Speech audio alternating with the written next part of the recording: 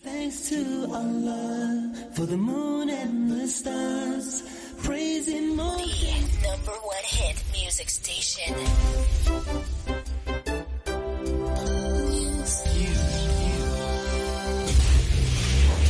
News update. The time is 5 p.m. Good evening and welcome to Carnival News Update. I am Jesse Voikola.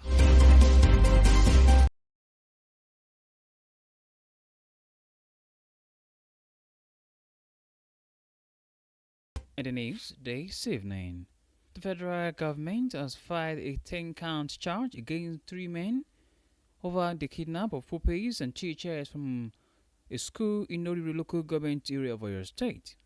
The defendants, Abdulrazak Umar, Yunusa Musa, and Samsu Adamusani, are accused of terrorism, kidnapping, concealment, incitement, and illegal mining. The charges were filed before the Federal High Court in Abuja today, Friday.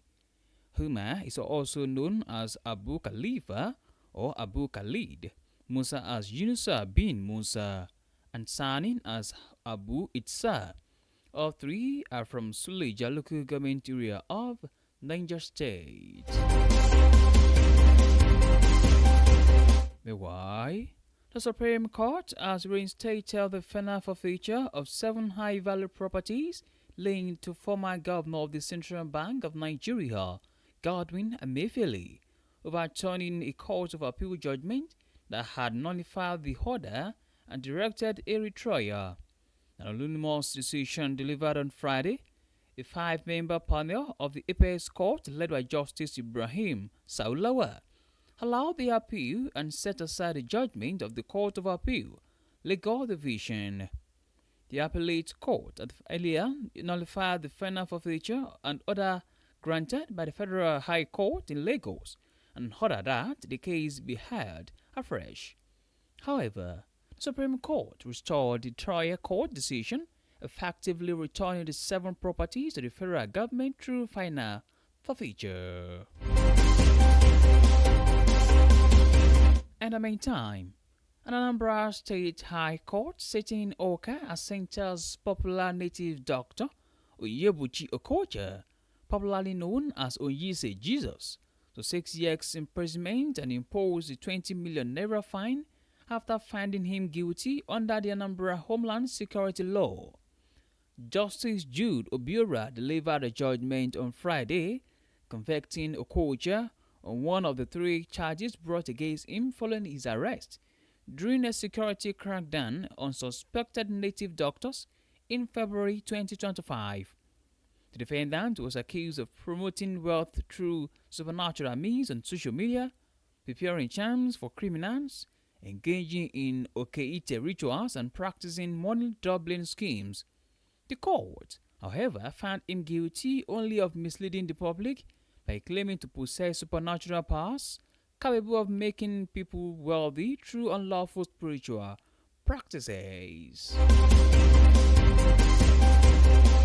On the foreign scene, Iran has accused the U.S. of hitting civilian infrastructure in the latest wave of airstrikes since peace talks collapsed. State media and provincial authorities said bridges, a train station, and an airport were hit. The U.S. Central Command, CENTCOM, has not given a list of targets, but said the attacks were intended to further degrade Iranian military capabilities. President Donald Trump has threatened to hit Iranian bridges and power stations to force Tehran to return talks to end the war that began on 28 February with U.S. and Israeli attacks, prompting Iran to retaliate against Israel and the U.S. target and allies and the Gulf.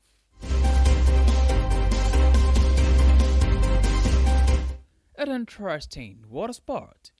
Barcelona's president Joan Laporta has expressed hope that the sole factor that can prevent Spain from defeating Argentina in the final of the 2026 World Cup is the referee's inability to manage the match effectively.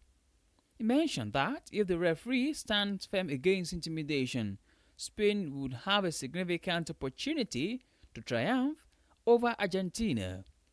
The porter further asserted that La Roja possesses a superior chance of clinching victory, which would secure them the coveted trophy. He also stated that La Roja boasts a stronger squad compared to their Argentina rivals.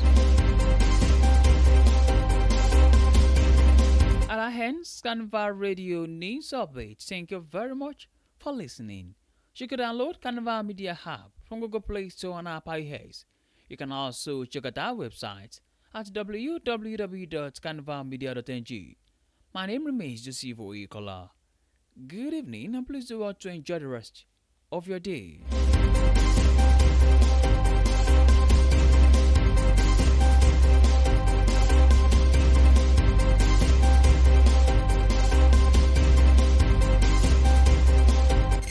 All the hits, one station. You're listening to Carnival Radio.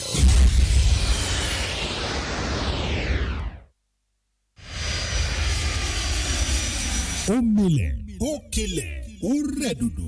Ẹ̀yin náà gbọ́ bó ṣe ń sín. Ó ń sẹ́ wẹ́lẹ́wẹ́lẹ́. Carnival Radio. Ìkànnì tó jù kànnì lọ ní.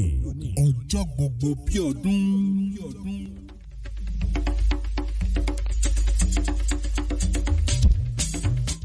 Ẹ kúrọ̀lẹ́ o. Àkójọpọ̀ ìròyìn ló ń dé sétígbọ̀yìn láti Carnival Radio. Joseph Oyekola lóníròyìn yín fún tìrọ̀lẹ́ òní. Ìjọba àpapọ̀ orílẹ̀-èdè Nàìjíríà ló ti pẹ̀jọ́ ẹlẹ́sùn mẹ́wàá léyìí tako àwọn ọkùnrin mẹ́ta o. Èyí tán lọ́wọ́ níbi bọ́n ṣe jí àwọn akẹ́kọ̀ọ́ àti olùkọ́ gbé láwọn iléèwé tó wà ní ìjọba ìbílẹ̀ Oríire ìyún ní ìpínlẹ̀ Ọ̀yọ́. Àwọn olùjẹ́jọ́ ọ̀hún ìní Abdulrasaq Umar, Yunusa Musa àti Samson Adamu Sani léyìí tí wọ́n fi ẹ̀sùn ìgbésùnmọ̀mí, ìjínigbé àti ìdúkookò bẹ́ẹ̀ wíwakùsà lọ́nà àìtọ́kàn wọ́n. Àwọn ẹ̀sùn wọ̀nyí ni wọ́n á pè níwájú ilé-ẹjọ́ gíga orílẹ̀-èdè Nàìjíríà léyìí tó wà nílùú Àbújá lónìí.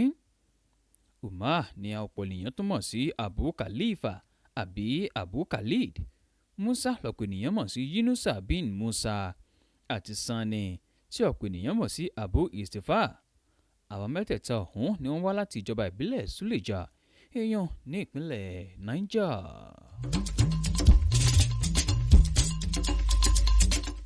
Wàyí o, ilé-ẹjọ́ gíga nílẹ̀ wa Nàìjíríà ni ó ti fòǹtẹ̀ lu ìdájọ́ ilé-ẹjọ́ léyìí tó wáyé o láti gbẹ́sẹ̀ lé dúkìá olówó ńlá méje ọ̀tọ̀ọ̀tọ̀ léyìí tó ní ṣe pẹ̀lú ẹni tó ti fìgbà kan jẹ́ gómìnà báńkì ilẹ̀ wa ìyẹn Central Bank Godwin Emefiele, tí ó dẹ̀ gbé ìdájọ́ ilé-ẹjọ́ kòtẹ́milọ́rùn kúrò, èyí tí ó ti kọ́kọ́ gbẹ́sẹ̀ kúrò lórí ìdájọ́ ọ̀hún.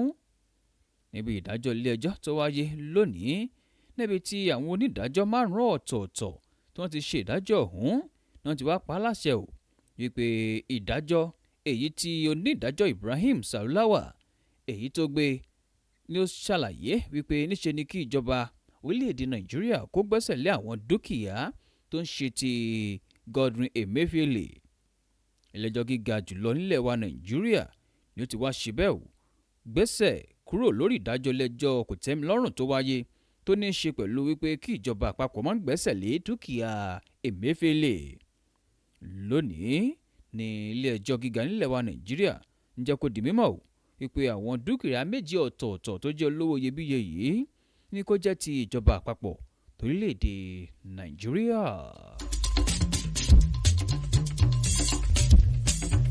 Ní báyìí,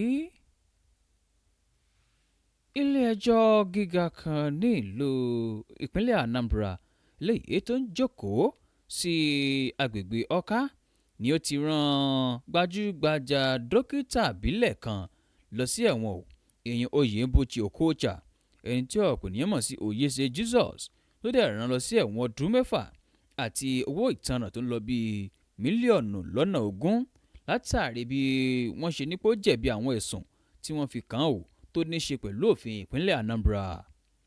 Onídàájọ́ Jude Obiora ló gbẹ́jọ́ ọ̀hún kalẹ̀ lónìí ọjọ́ Ẹtì, eléyìí tó ti ní kí Okocha ìní ó jẹ̀bi ẹ̀sùn kan o nínú ẹ̀sùn 3 ọ̀tọ̀ọ̀tọ̀ léyìí tí wọ́n fi kàn án láwùgbà tí wọ́n fi kẹ́tì òfin gbé ìyẹn lóṣù kejì ọdún 2025. Olùjẹ́jọ́ ọ̀hún ni wọ́n fi ẹ̀sùn kàn ó wípé níṣe ni ó lòun ní agbára láti sọ èèyàn di ọlọ́rọ̀ òjijì tó dẹ̀ ń pariwo agbára ọ̀hún lórí ayélujára eléyìí tó tún ṣe bẹ́ẹ̀ tó ń ṣe oògùn ìyẹn fáwọn ọ̀daràn bẹ́ẹ̀ ló tún ṣe àwọn sólẹ̀ oríṣiríṣi fún àwọn ènìyàn àti owó sògùndògójì. Ilé ẹjọ́ ló wá ṣe bẹ́ẹ̀ jẹ́ kó di mímọ̀ wípé níṣe ni Obiora ló jẹ̀bi ẹ̀sùn kan níbi ẹ̀sùn tí wọ́n fi kàn yìí ó tó dẹ̀ níṣe pẹ̀lú ṣíṣe àwọn aráàlú lọ́kàn látàrí bó ṣe lóun lè pèsè owó fún wọn èyí tó ń lo agbára ńlá láti sọ wọ́n di ọlọ́rọ̀ ní kíákíá lọ́nà tí ò bá òfin mu. Kọ́ni jù báyìí lọ lórí àkójọpọ̀ ìròyìn fún ti ìrọ̀lẹ́ òní. Ẹ lè darapọ̀ mọ́ wa lórí ìkànnì ìbánidọ́rẹ̀ẹ́ Carnival Media bẹ́ẹ̀ kí ẹ lọ sí ojú òpó ayélujára wa www.carnivalmedia.ng. Bí orílẹ̀-èdè Nàìjíríà bá máa dára ọwọ́ èmi àti ẹ̀yin lọ́jọ́ wa ò jẹ́ ká máa gbé pọ̀ nínú ìfẹ́ ayọ̀ àti ìṣọ̀kan. Ọ̀rọ̀ yìí ló wá láti Carnival Radio kẹ́ni àṣálẹ́ ẹ̀yìn tí ó dára o.